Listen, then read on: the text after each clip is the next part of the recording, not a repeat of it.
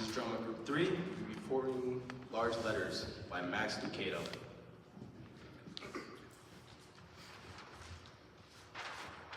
Higher on the right, higher on the right. Demanded the mayor. There was no patience in his voice. Chip the Wemmick, lifting the banner, stretched as high as he could, and pounded the nail to the pole. Better? Perfect. Wemmicksville welcomes Miss Best of All. Oh, what a wonderful day. Who would have thought such a famous person would visit our village? You know what they say, don't you? When it comes to women, she is the best of all. Punchinello and Lucia were near enough to overhear her words like the rest of the town people. They were wooden Wemmicks made by Eli the Wemmick maker. Punchinello and Lucia were both puzzled. Tell me again, why is she so famous?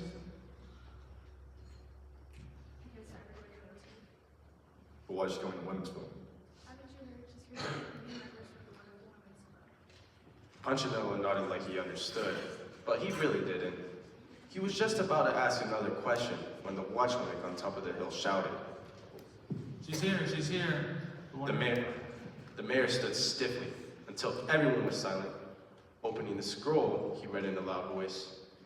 Cut from the grandest forest, carved from the Strongest tree, full of sap, mowing the purest, she's of the highest pedigree. So welcome ye Wemmicks to your village so small, the noblest grain from the finest lumber, she is best of all. There came Best of All strutting onto the stage. The Wemmicks whispered, "It's her, it's her." They'd never seen a wooden person quite like Miss Best of All. Feathers swam out of her hat, earrings dangled to her shoulders, both her lips and dress were bright red. Her nails were long, and most noticeably, a large golden letter M hung from her neck. With eyes peering down her high nose, she held out her hand, allowing it to fall forward at the wrist. The mayor's wife understood the gesture. She elbowed the husband to her husband. Shall we get on with the readings? Of course. Everyone in line. One by one, the citizens of Wemmicksville passed before their guest. Welcome to our village. Yes, yes. We are honored. Yes, yes. My, what have we here? Such fine grain. And a nice shade. Are you made of maple? Excuse me? Are you made of maple? Yes. From what forest? Majestic? Then you and I are made of the same family tree. We are? Of course. I'm Best of All. What's your name? Lucia. Well, good to meet you.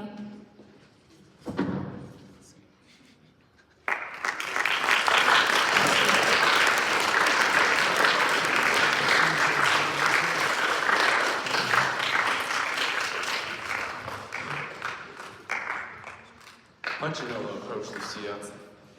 Did I do something wrong? I don't know. Did you do something right? I don't know. Why is she kind of someone who's rude to others? I think it has something to do with your ancestry. My what? Which forest you come from? Why would that matter? I don't know. They turned and left the village. Neither one spoke. They hadn't known they were different, and now that they didn't know how to feel. I'll see you tomorrow. Yeah, sure. Neither felt too happy.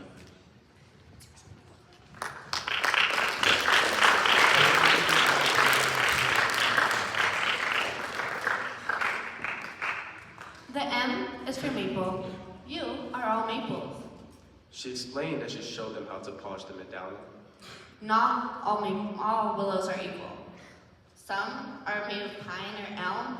Some are poly cut, like you. And some are willows. Willows? Willow is a weak wood. It bends, it bruises. No one wants to be a willow. Do you know any?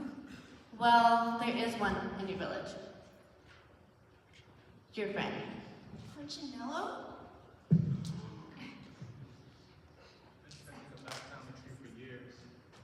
Another agreed, I always knew he was the weakest. added a third.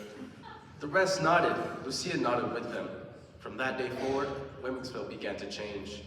Townspeople took notice of each other's tree type. The walnuts looked down on the pines looked down on the elms, the maples looked down on everyone, and everyone looked down on Punchinello. Everyone had a group. Everyone, that is, except Punchinello. Even Lucia ignored him. Hi, Lucia.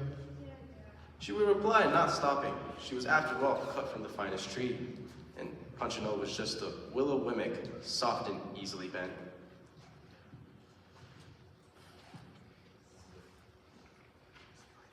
One day, Punchinello felt especially alone. He tried to go to the maple party, but the sign on the door said, Royal Tree only. He went for a walk and sat down by the river, where the willow trees grew. Why did I have to be a willow? What would you have rather been? Maple? Would you have rather been maple? Punchinello didn't answer, both sad and embarrassed. He lowered his head. Other Wemmicks are better. Who says? Everyone. Punchinello, who do you think knows more? The Wemmicks or the Wemmick maker? The maker? Of course I do. Do you think I knew what I was doing when I made you? You were special, my child. You're the way you are because I made you that way. You chose my forest? Yes. You chose my wood? Yes.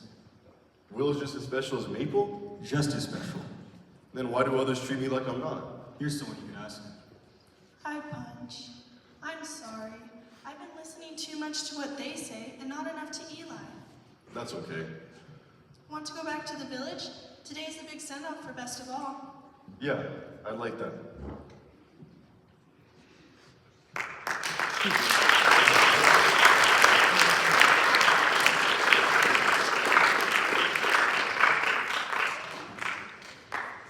The two said goodbye to Eli and walked towards Wemmicksville. Many Wemmicks turned when they entered the village. More than one whispered and pointed at Punchinello. And Lucia didn't care. They were glad to be friends again. All over Wemmicksville turned out to say goodbye to Miss Bestable. Then, from the back, one of the Maple Wemmicks walked up to Punch. He removed his M from his chain and turned it upside down, making a W. Enough of this talk about Maples. Let's just be Wemmicks.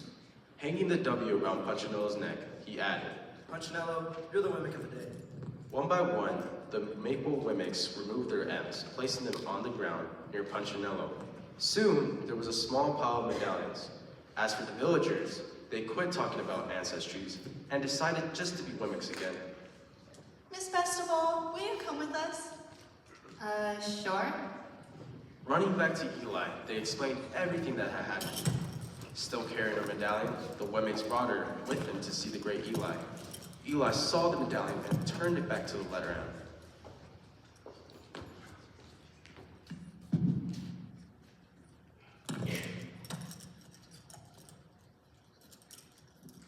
What are you doing? The M is for maple. I'm a maple, not you.